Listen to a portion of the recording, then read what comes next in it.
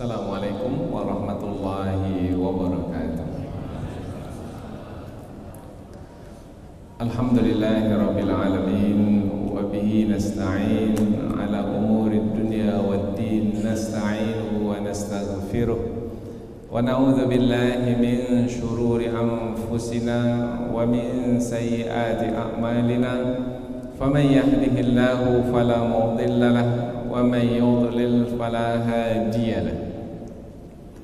Ashhadu an la ilaha illallah wahdahu la syarika lah wa ashhadu anna Muhammadan abduhu wa rasuluhu la nabiyya ba'dah, amma ba'd.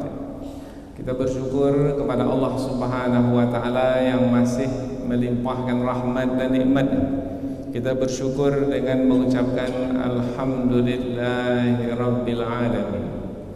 Kemudian tidak lupa pula bersalawat kepada Rasulullah dengan ucapan Allahumma salli ala Sayyidina Muhammad wa ala ali Sayyidina Muhammad, dan bersalam kepada Rasulullah dengan ucapan Assalamu alayka ya Rasulullah. Kaum muslimin dan muslimat yang dirahmati Allah, kembali kita melanjutkan pengajian tentang makna yang terkandung di dalam Gurindam 12. Dan kita sudah selesai membahaskan tentang fasal yang pertama dan fasal yang kedua. Fasal yang pertama tentang rukun iman, kemudian fasal yang kedua tentang rukun Islam, kemudian juga fasal yang ketiga yaitu tentang anggota tubuh, menjaga 7 anggota tubuh. Dan sekarang kita akan lanjutkan kepada pasal yang berikutnya, yaitu pasal yang keempat. Pasal yang keempat yaitu tentang hati, yaitu menjaga hati, memelihara hati. Di fasal yang keempat ini ada 11 bait. Di bait yang pertama, Raja Ali Haji menerangkan tentang hati. Hati itu kerajaan di dalam tubuh. Jikalau zalim, segala anggota tubuh pun rubuh. Itu bait yang pertama. Jadi di bait yang pertama ini diterangkan tentang hati, bahwasanya hati itu adalah penentu diri kita. Kalau tubuh mulai dari atas kepala sampai ke kaki, maka yang menentukannya adalah hati. Di dalam hadis Rasulullah sallallahu alaihi wasallam disebutkan, ala, ketahuilah, inna fil jasadi mudghah, sesungguhnya di dalam tubuh itu ada sebongkah daging. Idza salahat salaha salahal jasadu kullu, kalau baik yang sebongkah itu maka baiklah seluruh tubuh. Wa idza fasadat fasadal jasadu kulluh, kalau yang sebongkah itu rusak maka rusaklah seluruh tubuh. Ala wahiyal qalbu, ketahuilah yang sebongkah itu adalah hati. Al-qalbu, hati, sebongkah, sebongkah hati. Kalau di dunia kedokteran, ia adalah organ tubuh yang disebut dengan jantung. Tetapi yang kita maksudkan di sini adalah bukan organ tubuh yang nampak apabila kita belah dada, tidak. Yang dimaksudkan dengan hati yang kita kaji ini adalah tempat iman. Iman letaknya di dalam hati. Kemudian juga tempat letaknya nafsu. Nafsu juga di dalam hati. Kemudian satu lagi, tempat letaknya akal. Akal juga di dalam hati. Jadi ada 3 di dalam hati. Ada iman, ada nafsu, ada akal. Iman, nafsu, akal, ini semua kan abstrak, diletakkan di dalam hati. Nah, hati itu pun abstrak. Jadi ada hati yang nyata, itulah dia jantung. Tetapi yang kita kaji ini adalah yang tidak nyata, yang abstrak, yang tidak bisa dicapai oleh panca indera kita. Tetapi ia ada, karena yang memberitahukannya adalah Allah Subhanahu wa ta'ala. Dalam hati kita ada iman, ada nafsu, ada akal. Sekarang ini ketiga-tiganya ini ada dalam hati kita ini. Mengapa kita masih duduk di sini? Karena iman kita, karena ada iman dalam hati. Mengapa terasa berat sekali mendengarkan pengajian ini? Mata jadi mengantuk. Itu nafsu.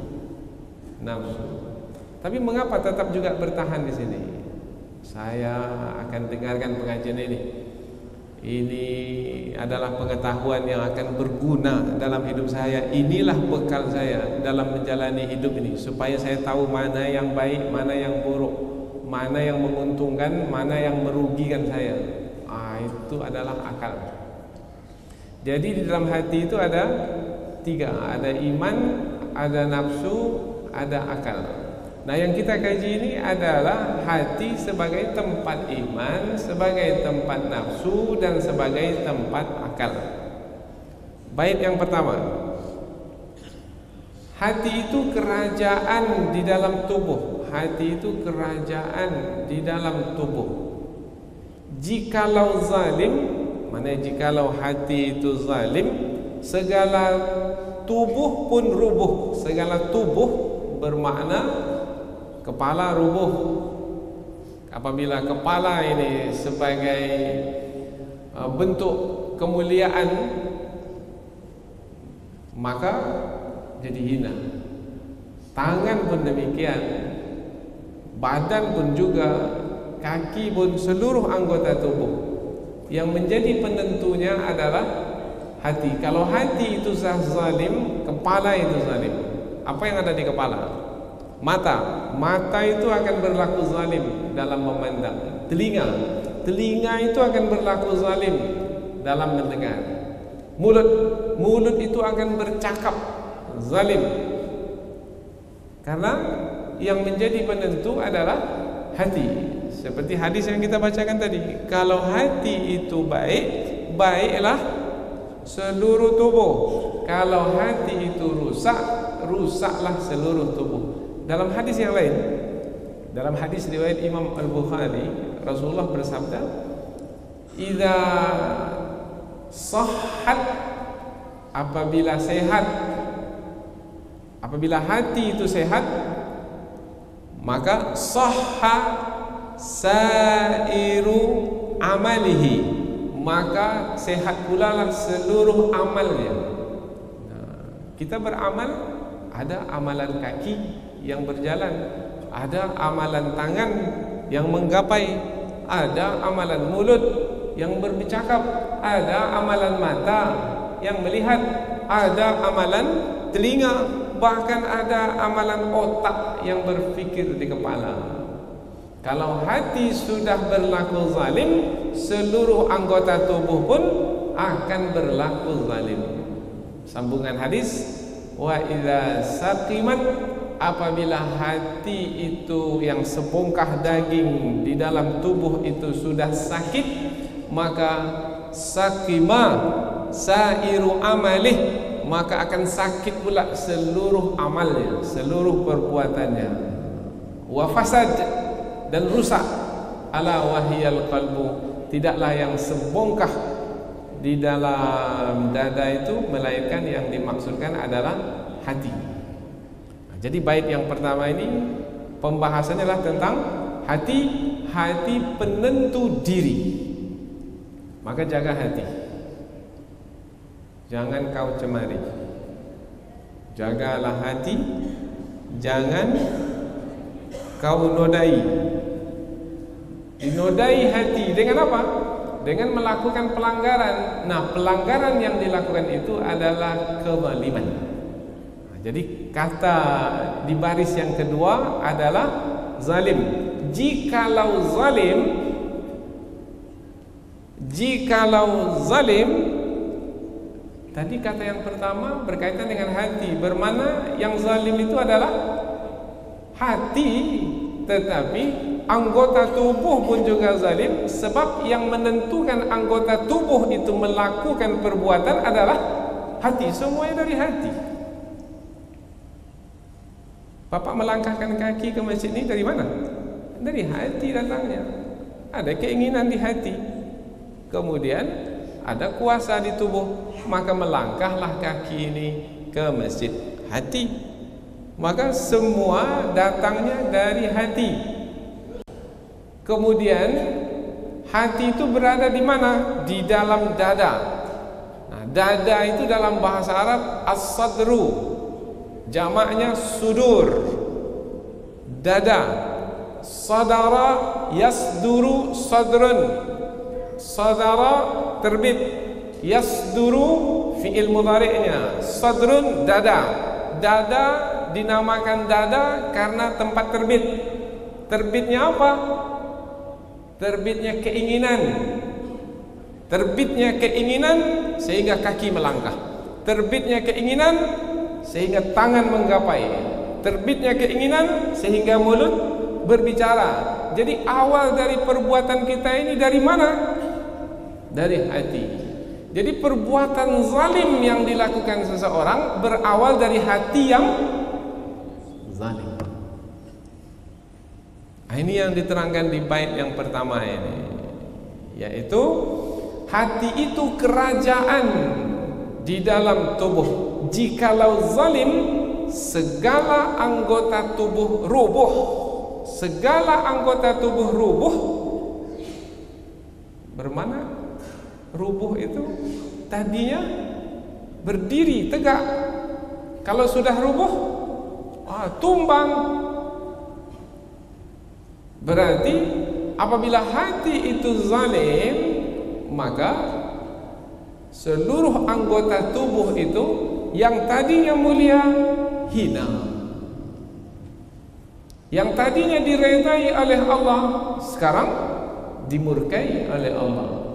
Apabila diredai oleh Allah mulia, maka Allah memberikan balasan berupa rahmat, curahan kasih sayang, maka dapatlah ia menjalani hidup dengan baik. Tetapi apabila ia berlaku zalim, apakah Allah akan memberikan rahmat kepadanya? Tidak. Lawan dari rahmat apa? Untuk orang yang berlaku zalim, Allah akan melaknatnya. Lawan dari rahmat, laknat.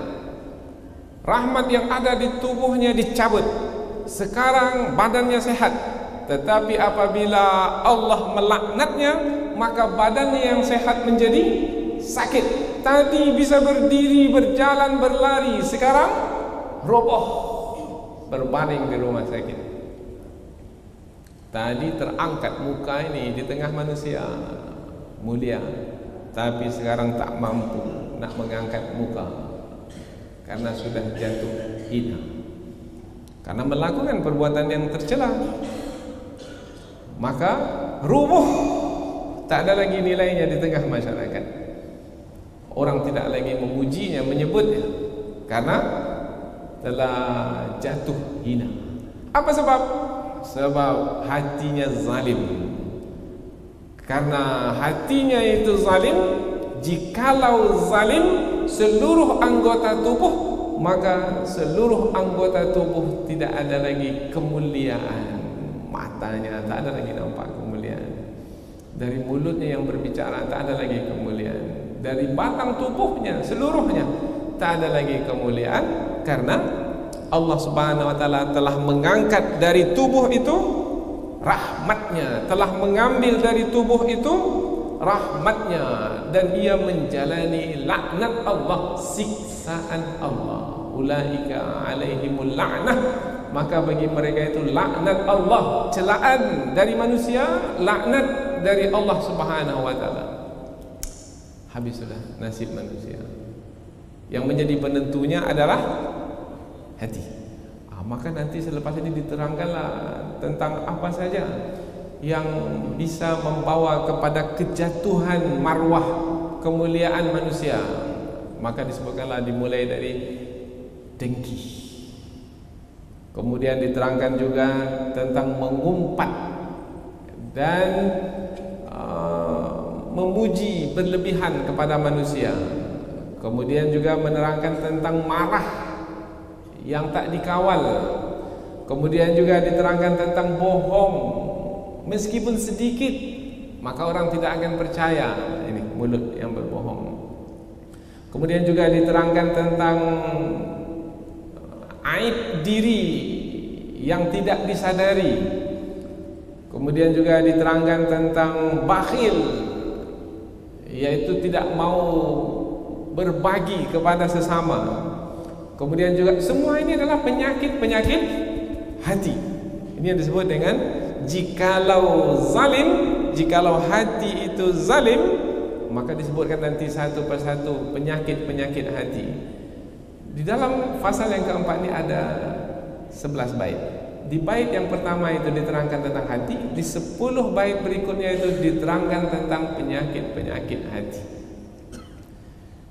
Orang yang sudah besar, dulu dia masyarakat biasa, rakyat jelata, sekarang sudah jadi pejabat, punya kedudukan, tetapi dengan sudah menjadi besar, dia pula berkelakuan kasar. Nanti diterangkan dalam ayat ini. Ini adalah kezaliman. Dari mana datangnya? Dari hati. Karena yang kasar itu sebenarnya tangannya yang kasar, kakinya yang kasar. Ya, nampak dia menyepak juga, nampak dia juga memukul juga, tapi sebenarnya adalah datang dari hati yang kotor, yaitu hati yang zalim. Kemudian juga diterangkan tentang perkataan yang kotor. Ini juga datangnya dari hati yang kotor. Kemudian juga diterangkan tentang tidak mau memuhasabah, yaitu memahami diri sendiri. Kemudian yang ke-10 tentang hati di dalam pasal yang keempat ini adalah tentang takbur. Takbur maknanya sombong, angkuh. Kesombongan, keangkuhan. Dari jalannya saja kita dah tahu, ini jalannya angkuh sekali. Bagaimana kita bisa mengetahuinya? Oh ya, karena kita lihat, menengadah ke langit, dadanya membusung ke atas. Oh, ini nampaknya sombong. Dari mana datangnya kesombongan itu? Kan kita melihat anggota tubuhnya, datangnya adalah dari hatinya. Maka di dalam surah Al-Hajj ayat yang ke-46, ini menjadi dalil untuk bait ini. Afalam yasiru fil ard, maka apakah mereka tidak berjalan di muka bumi? Silakan berjalan di muka bumi. Silakan lihat bangsa-bangsa yang terdahulu yang pernah hidup di dunia ini. Mana bangsa manusia yang mendiami muka bumi ini yang lama dahulu, yang sekarang sudah tak ada lagi? Umpamanya kalau kita pergi ke Mesir, Fir'aun dan pengikut-pengikutnya ramai dahulu, berjuta banyaknya. Mana mereka hari ini? Semua ditenggelamkan. Pergi pula ke Yordania. Di Yordania ada kaum Ad, kaum Tsamud, yaitu perbatasan dengan Palestina sekarang ini. Mana kaum Tsamud itu? Tak ada lagi. Ceritanya ada dalam Al-Quran, tapi orangnya sudah tak ada lagi, keturunannya sudah tidak ada. Afalam yasiru fil ard, maka apakah mereka tidak berjalan di muka bumi? Maka kita jalan-jalan, silakan jalan-jalan. Ada uang, pergilah jalan-jalan. Pergi ke tempat-tempat yang lama-lama dahulu, yang kita ketahui di tempat itu ada manusianya dahulu. Dari mana kita tahu? Ada peninggalan-peninggalannya. Ada istana yang diukir dari batu, tapi orangnya sudah tak ada lagi sekarang. Tiang-tiangnya masih tegak berdiri. Patung-patung yang mereka sembah dahulu pun juga masih ada. Tapi mana mereka sekarang? Nah, ketika berjalan itu gunakan hati. Fatakuna lahum, maka jadilah hati mereka itu fatakuna lahum qulubun ya'qiluna biha, maka jadilah mereka dengan melihat peninggalan-peninggalan masa lalu. Peninggalan itu ada, tapi orangnya sudah tidak ada, dibinasakan disebabkan karena kezaliman. Ini dia yang berkaitan dengan bait kita ini. Hati itu adalah kerajaan di dalam tubuh. Jikalau zalim, kalau hati itu sudah melakukan kezaliman, yaitu dengan niat jahat di dalam hati, kemudian dibuktikan dengan perbuatan jahat oleh anggota tubuh, jikalau sudah zalim, seluruh anggota tubuh akan roboh, jatuh. Singgasana Fir'aun jatuh, singgasana Namrud jatuh. Bukan hanya jatuh, mereka mati binasa. Fa'ahlaknahum bizunubihim, kami binasakan mereka disebabkan karena dosa-dosa mereka, disebabkan karena kezaliman yang mereka kerjakan. Maka kalau kita lihat bait ini dan kita baca ayat ini, dia nampak serasi sekali. Hati itu kerajaan di dalam tubuh, karena dia menentukan. Jikalau zalim, segala anggota tubuh pun roboh. Mati Fir'aun, tenggelam di dalam laut, tak ada kekuatannya sama sekali. Kerajaannya ditinggalkan, kekuasaannya hilang, bahkan nyawa yang ada dalam badannya pun melayang, ditenggelamkan oleh Allah di Laut Merah ketika menyeberang mengejar Nabi Musa bersama dengan Bani Israel. Dan kehendak Allah pula, setelah ditenggelamkan dan Fir'aun itu mati, meskipun ketika akan mati itu Fir'aun bertaubat kepada Allah, tapi taubatnya tak diterima oleh Allah Subhanahu wa taala. Hatta idza adrakahul gharaq, sehingga apabila ia ditenggelamkan kemudian dia akan mati, ketika itu barulah dia menyeru Allah,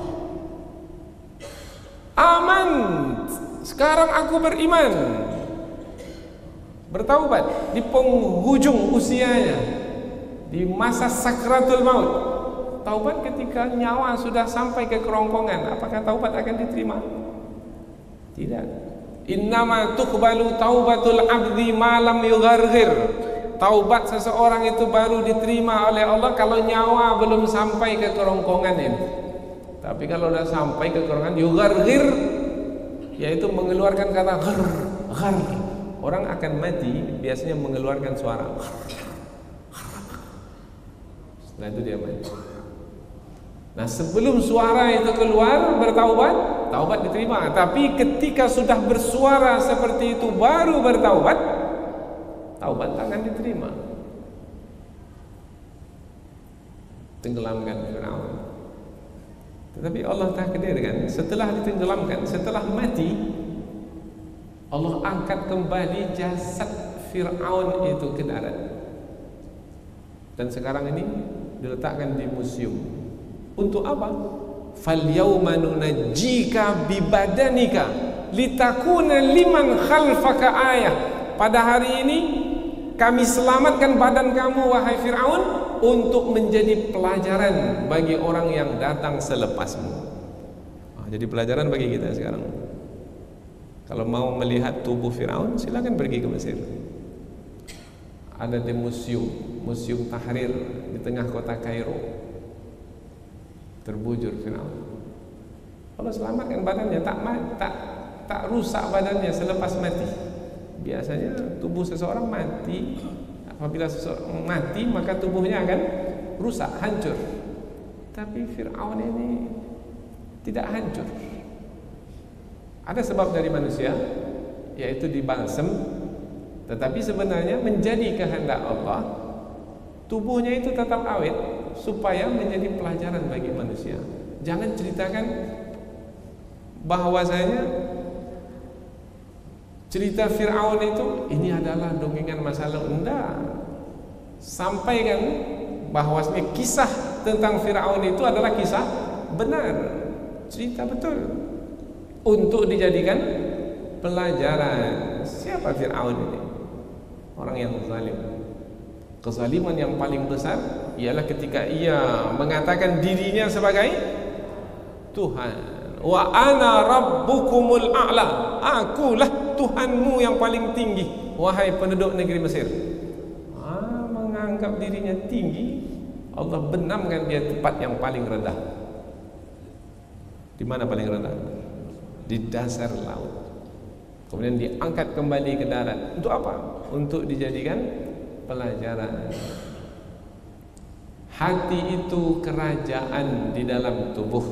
Jikalau zalim, segala anggota tubuh pun rubuh, tak ada nilainya lagi.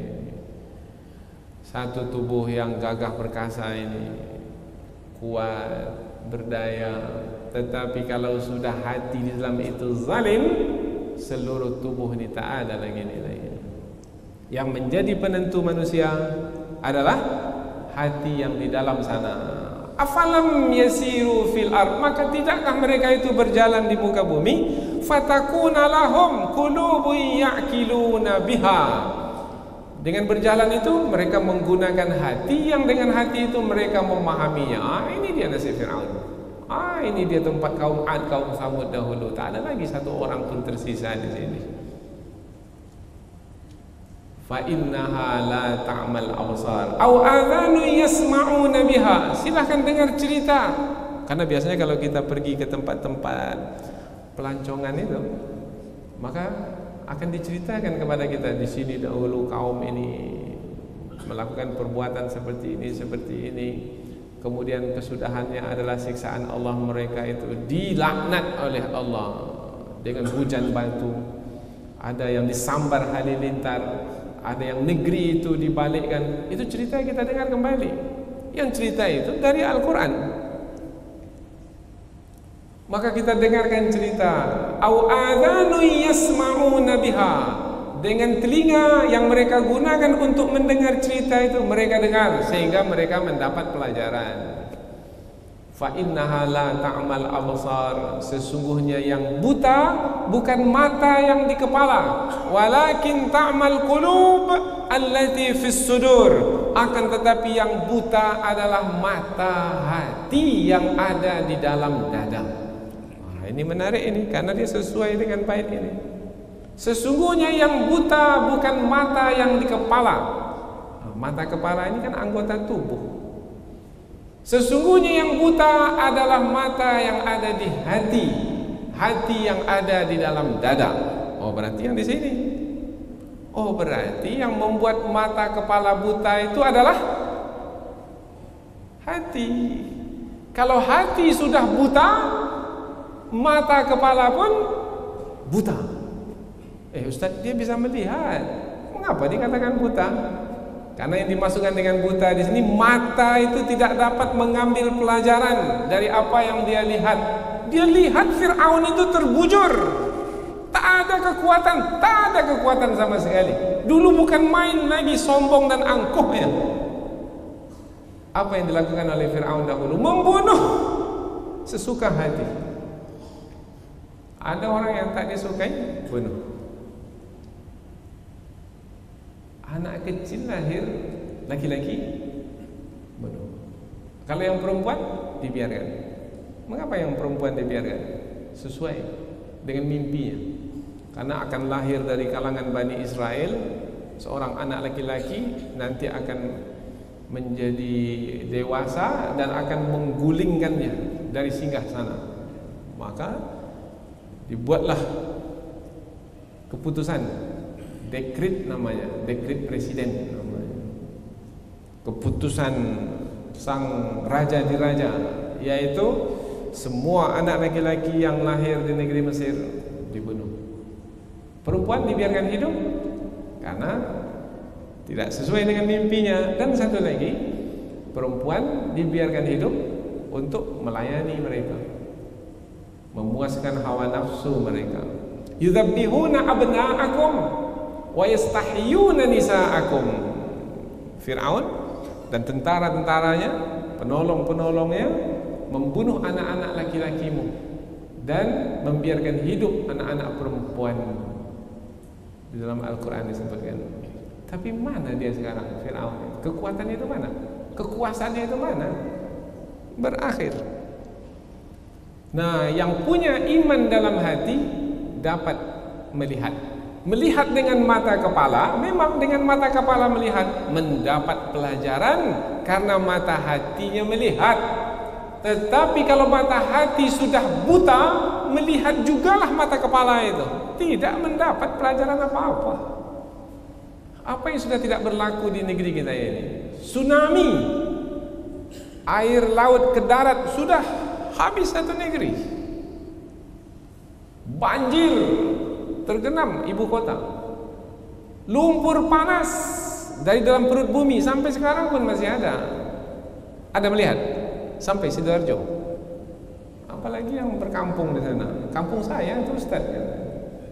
Bapak lihat, saya lihat, dapat pelajaran. Itulah dia masalah saya. Bermakna hati itu buta. Fa innaha la ta'mal absar. Buka mata hati, maka nanti akan melihat. Oh, ini dia tanda kekuasaan Allah. Ini adalah peringatan Allah. Ini adalah teguran Allah. Ini adalah isyarat dari Allah. Hatinya lembut, maka mudah dia mendapat pelajaran. Fa innaha la ta'mal absar.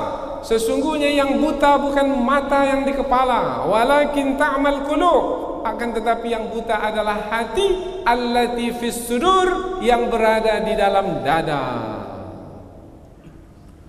Bukan mata yang di kepala yang buta, akan tetapi mata yang ada di hati yang buta.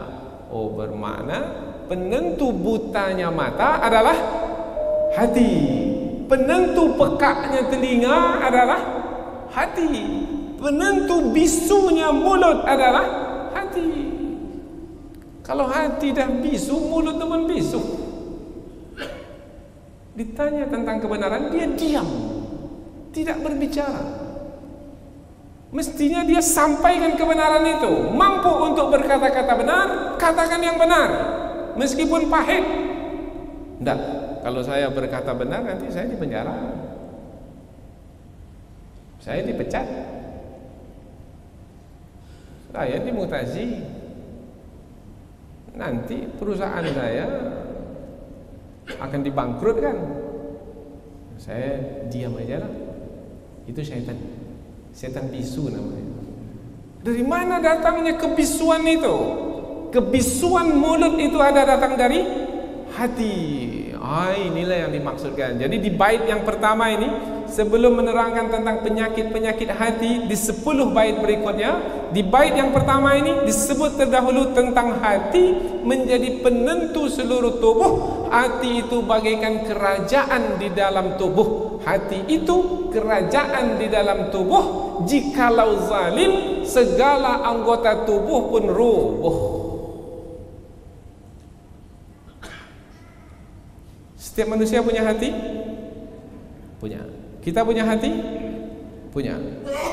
Teman kita yang di sebelah tuh punya hati atau enggak? Enggak punya hati wajah. Oh, hatinya ada, tetapi tak ada kasih sayang dalam hatinya, sama dengan tak punya hati. Tidak ada sifat-sifat yang terpuji. Sifat terpuji datangnya dari hati yang suci, yang bersih. Tak punya hati dia. Jujur tidak, amanah tidak, bercakap benar tidak. Ini tak punya hati. Perkataannya kasar, perbuatannya menyimpang. Tak kita jumpai dari apa yang dia lakukan mendatangkan manfaat bagi umat, malah membawa kerugian. Kejam, ganas. Ini tak punya hati. Nah, berarti ada manusia yang punya hati, ada yang bukan tak punya hati. Kiasannya, sebutannya tak punya hati, tapi hatinya itu, kalau yang punya hati itu hatinya sehat, maka yang dimaksud tidak punya hati itu hatinya sakit. Kalau yang punya hati itu hatinya lembut, maka yang tak punya hati hatinya keras. Kalau yang punya hati itu hatinya hidup, maka yang tak punya hati itu hatinya mati. Nah, ini istilah. Jadi ada istilah hati yang sehat, hati yang sakit. Ada hati yang lembut, ada lagi hati yang keras. Ada lagi hati yang apa tadi? Hidup, kemudian hati yang mati. Ada lagi hati yang ingat kepada Allah. Satu lagi hati yang lawan ingat apa? Lalai, lupa. Rasulullah selalu diingatkan, wasbir nafsaka ma'al ladzina yad'una rabbahum bil ghadati wal 'ashyi yuriduna wajhah. Wahai Muhammad, kamu bersama dengan orang-orang yang menyebut nama Allah, menyeru Allah di waktu pagi dan petang, mengharapkan keridhaan Allah. Kamu bersama dengan orang yang hatinya bersambung dengan Allah. Wala ta'du 'ainaka anhum. Jangan kamu berpaling dari orang-orang yang hatinya bersambung kepada Allah itu. Jangan kamu tinggalkan orang-orang yang hatinya bersambung dengan Allah, yaitu selalu menyebut nama Allah pagi dan petang. Bil ghadati wal 'ashyi yuriduna wajhah. Jangan kamu berpaling dari mereka itu. Turidu zinatal hayatid dunya. Kamu menginginkan kehidupan dunia, sehingga kamu tinggalkan orang-orang yang hatinya bersambung kepada Allah itu. Nah, itu peringatan dari Allah. Maka kita pun juga begitu, bersama dengan sahabat kita yang hatinya itu bersambung dengan Allah. Jangan berpaling dari sahabat kita yang hatinya itu senantiasa bersambung dengan Allah. Kalau mau melihat seseorang, maka jangan lihat orang itu saja, lihat juga sahabatnya siapa. Karena orang itu baik karena ada orang-orang yang baik di sekelilingnya. Ada orang yang buruk di sekelilingnya, maka orang itu pun adalah buruk. Kalau dia nampak baik, itu pencitraan saja. Maka jangan tertipu, jangan terpedaya. Maka sekarang ini banyak caleg-caleg ini mau dipilih 17 April ini. Dan ada juga kepala daerah, bahkan pilpres, pemilihan presiden. Maka jangan lihat figur itu saja, tapi lihat orang-orang yang ada di sekelilingnya juga sekali. Satu paket sekali. Nanti menyesal. Berapa lama menyesal? Pada waktu nyoblos itu tak sampai semenit, berapa detik saja, tapi nanti menyesalnya 5 tahun lamanya. Dan pencoblosan itu adalah bentuk sumpah, nilainya adalah persumpahan. Maka kalau salah kita di dalam melakukan pencoblosan, tanggung jawabnya di hadapan Allah besar. Maka dimasuklah ia itu adalah persaksian palsu, berbohong, dan dosanya adalah besar, dosa besar. Maka jangan karena 100.000 dalam amplop di serangan fajar itu kemudian kita salah memilih. Yang dipilih itu siapa? Orang yang hatinya bagaimana? Bersambung dengan Allah tidak hatinya. Caleg-caleg sekarang semua pakai kopiah juga. Gambar Masjid An-Nur pula di belakangnya lagi. Kita tengok mukanya tak pernah sampai sini.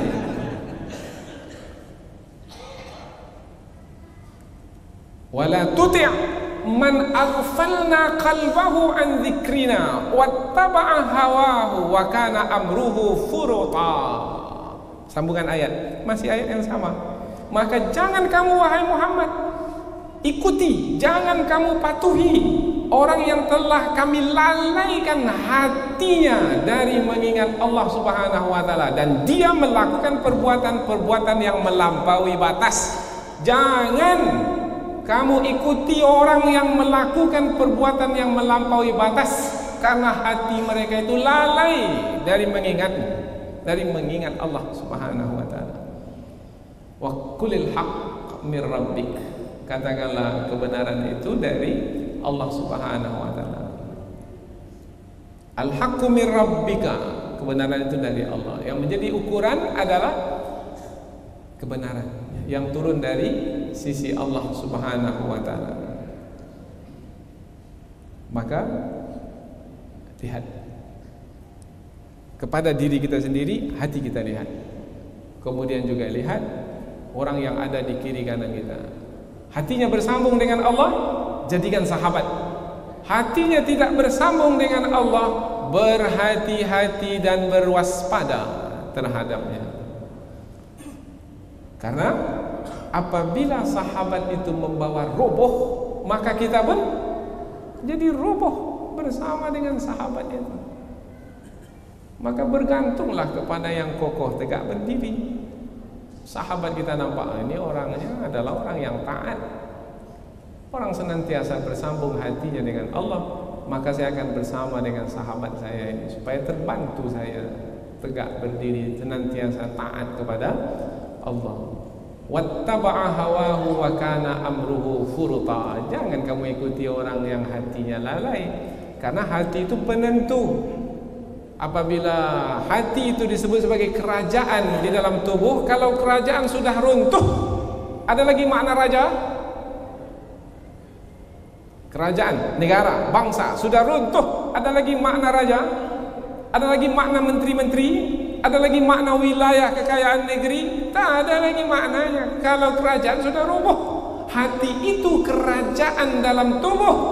Jikalau zalim, seluruh segala anggota tubuh pun rubuh, tak ada lagi nilai raja. Bahkan negeri itu pun menjadi terjajah. Itu perumpamaan yang diberikan oleh Raja Ali Haji di bait yang pertama, yaitu beliau umpamakan hati itu dengan kerajaan. Dan setelah kita lihat ayat Al-Quran dan kita jumpai juga dalam hadis Nabi, betul-betul lah, benarlah hati itu apabila diumpamakan dengan sebuah kerajaan, maka jagalah hati, yaitu sebongkah daging yang ada dalam dada itu, karena ia adalah penentu diri kita ini, penentu kehidupan kita ini. Apabila rusak hati itu, maka rusaklah seluruh tubuh. Apabila rusak hati itu, tak ada keimanan dalamnya, hawa nafsu yang menguasainya, kemudian nanti akan diterangkan akan hilang akal daripadanya. Kalau dah hilang akal, tak ada lagi maknanya, tak ada gunanya. Hilanglah kemuliaan manusia, hilanglah marwah manusia, hilanglah derajat kedudukan manusia. Maka perhatikan tentang hati. Ada 10 yang disebutkan berkaitan dengan hati, akan disebutkan satu persatu di bait yang berikutnya, yaitu dari bait yang kedua sampai bait yang ke-11. InsyaAllah kita akan coba mengajinya satu persatu pada kuliah-kuliah subuh yang akan datang. Subhanakallahumma wa bihamdika asyhadu an la ilaha illa anta wa astaghfiruka wa atubu ilaik. Wassalamualaikum warahmatullahi wabarakatuh.